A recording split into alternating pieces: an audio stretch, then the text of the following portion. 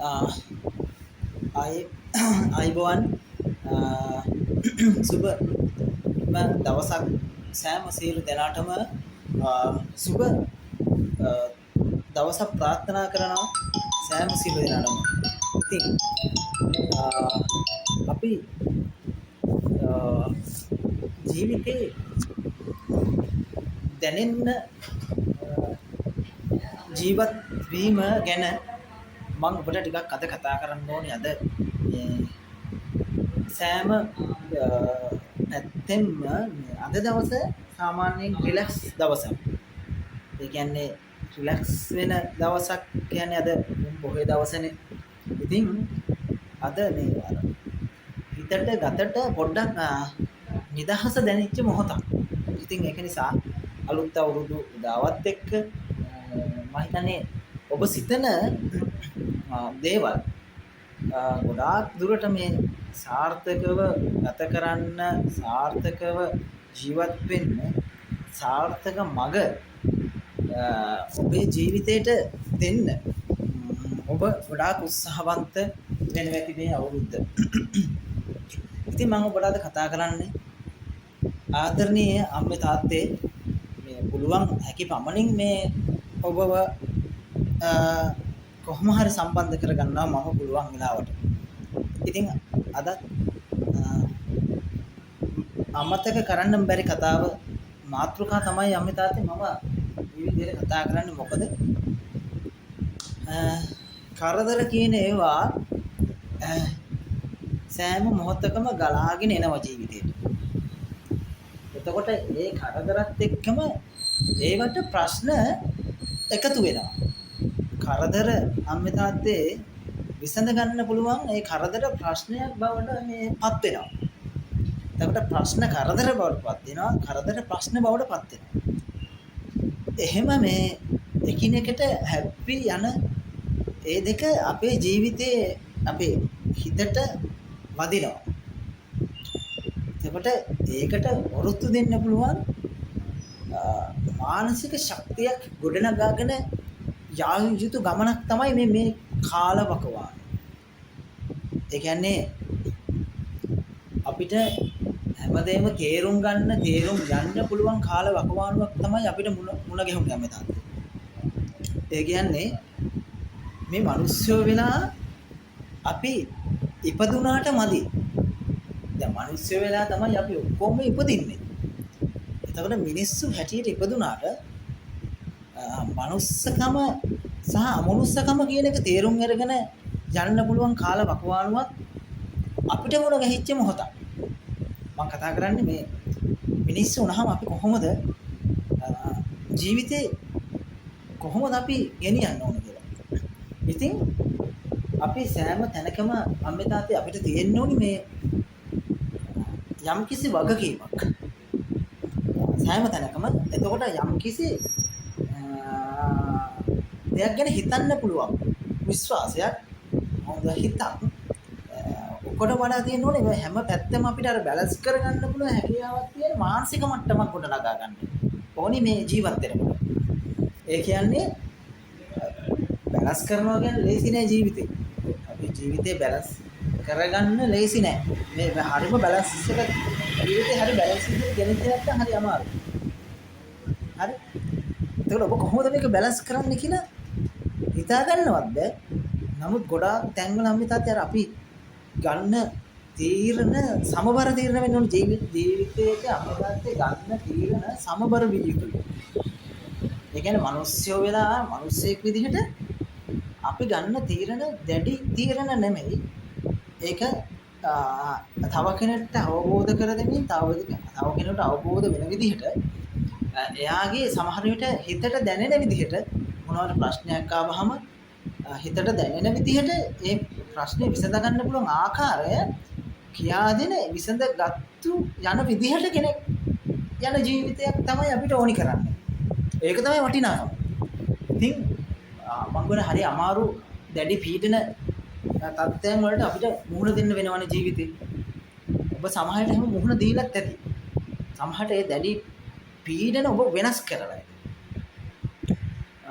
මම ඔබට කියන්නේ අපි අම්මේ තාත්තේ වැඩිපුරම අමාරුම තැන් වලින් නැගිටින්න උත්සාහවන්ත වෙන්න. ඒ කියන්නේ අමාරුම තැන් වලින් නැගිටින්න උත්සාහවන්ත වුණාම හරිම ලේසියි අපිට. ඒ කියන්නේ අමාරු තැන් වලින් කියන්නේ දැන් ඔබ ඉඳලා ඇති මේ අමාරුම තැනක් කිව්වහම මොකද්ද? ඒ කියන්නේ මානසිකව අපිට වද දෙන ඒවා තියෙනවනේ. දැන් මානසික වද දෙන දේවල් සමහර විට ආර්ථික ප්‍රශ්න වෙන්න පුළුවන්, සමහර විට සෞඛ්‍ය ගැටලු වෙන්න පුළුවන්, සමහරට ආදරේ පැත්ත වෙන්න පුළුවන්, සමහරට පෞල් පරිසරය වෙන්න පුළුවන්. සමහර විට අම්මේ තාත්තේ අපිට මේවා කළමනාකරණය කරන්න බැරි වීම. ඒ කියන්නේ අපි වැඩිපුරම මානසික පැත්ත පරව මේ මානසික දුක් විඳින්න විලාපර විඳින්නේ අපි මිනිස්සු විදිහට අපිට මේවා බැලන්ස් කරගන්න. ඒ කියන්නේ හරියට කළමනාකරණය කරගන්න බැරි පැත්තක් නැති වුණා. ඒක හරිම බැරෑරුමකට හරිම සංකීර්ණ මේ මනුස්ස ජීවිතේ. හරි. අපේ ගෞතම බුදුරජාණන් වහන්සේ අපිට කියලා තියෙනවානේ මනුස්ස ජීවිතයක් පාලනය කරන විදිහ, මනුස්ස ජීවිතේ ජීවත් විය යුතු ආකාරය. ඒ කියන්නේ බුදුදහම තුලින් ආදරණීය අමිතාත් අපිට ගොඩාක් බුදුහාමුදුරුවන්ගේ ජීවන ගමනේ අපිට ගොඩක් අමිතාත්තේ ගන්න දේවල් තියෙනවා. ඒවා තුලින් තමයි අපි දහමට හුරු වෙන්න ඕන. හරි?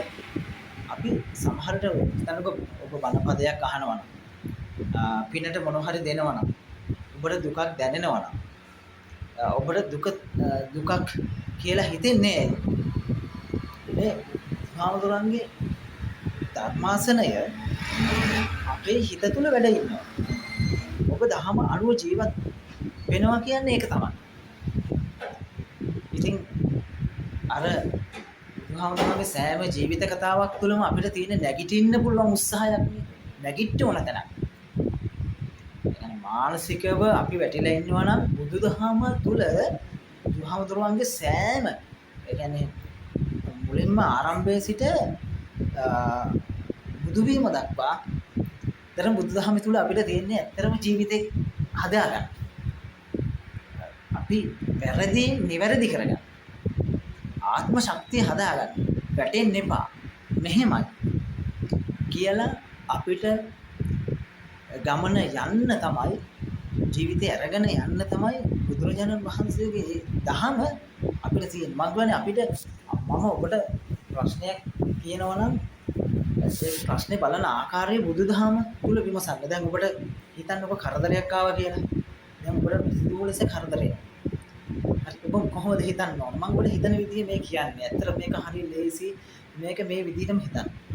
ඔබ හිතන්න මේ තුන් ලෝකෙටම හිටිය එකම කෙනා බුදුරජාණන් වහන්සේ. අය ඕක දෙයක් සිතක් දකින්න උනා. කරදරේ ඉදිරියේදී දකින්න උනා. එන කරදර කොයි වගේද කියලා කියන්න පුළුවන් හැකියාවක් තියෙනවා. බුදුරජාණන් වහන්සේට මුලින්ම ආරම්භ කරන්න උනේ මේ ලෞතර සම්බුද්ධත්වය රාජ්‍ය ළඟා කරගන්න කරදරයකින් ප්‍රශ්නයක් වුණේ. එතන අපිට හිතන්න තියෙන කාරණා දැන් මුලින්ම බුදුහාමුදුරන්ටත් ප්‍රශ්න කරදර ආවා. එහෙනම් අපිට කෙසේද කියලා අපිට හිතන්න පුළුවන් නේද?